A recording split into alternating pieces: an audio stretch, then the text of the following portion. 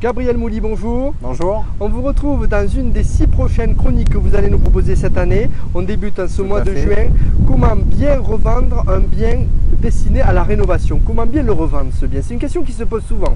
Alors c'est une question qui se pose souvent à Béziers en effet, puisqu'on a surtout en centre-ville beaucoup de biens qui sont vendus avec travaux. Et donc pour répondre à la question comment bien le revendre, il faut d'abord savoir surtout comment bien l'acheter. L'acheter bas, l'acheter à le négocier. Alors, comment l'acheter? Premièrement, il y a des points essentiels à vérifier.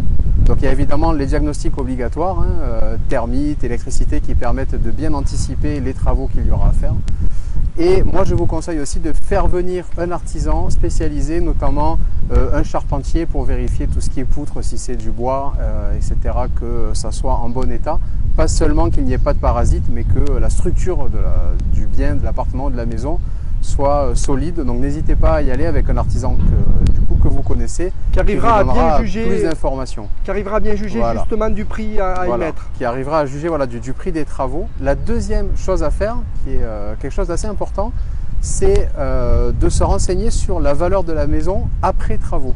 Donc ça, le mieux, c'est de demander à l'agent immobilier qui vous vend la maison ou éventuellement à un autre conseiller immobilier de demander en fait la valeur de la maison une fois qu'elle sera entièrement refaite. Le but étant, quand vous faites les travaux, de prévoir votre budget de façon à justement ne pas perdre d'argent à la revente. La revente, on peut l'anticiper, si on peut dire, sur 5-10 ans, les gens en général? Alors évidemment, on ne peut pas anticiper forcément l'état du marché, mais on peut savoir à l'état actuel, quand vous achetez une maison avec travaux, l'agent immobilier vous dit voilà, elle vaut tant avec travaux, mais si elle était déjà rénovée, elle vaudrait tel montant. Et ça, on le sait sur le marché d'aujourd'hui. Sachant qu'on ne peut pas évidemment préjuger des hausses ou des baisses du marché, le mieux c'est quand même de se baser sur le prix actuel et de savoir, il faut disons partir pessimiste et en se disant que si vous la revendez au même prix, il faut quand même rentrer dans ses frais.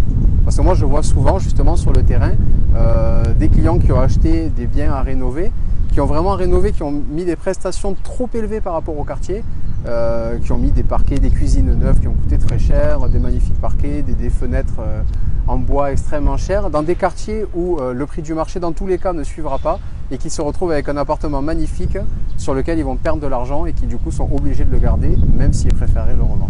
Donc il faut faire attention quand on veut investir dans un bien à rénover. Voilà, et il faut surtout aussi bien se faire conseiller par des professionnels sérieux, que ce soit artisans ou conseillers immobiliers, pour bien estimer la valeur. Merci Gabriel Mouly, on laisse votre numéro de téléphone? Oui, dans un bandeau en bas, sinon je le donne maintenant. Vous pouvez le donner maintenant. C'est 07 62 14 50 33. Et on le mettra en bandeau. Merci Gabriel. Merci.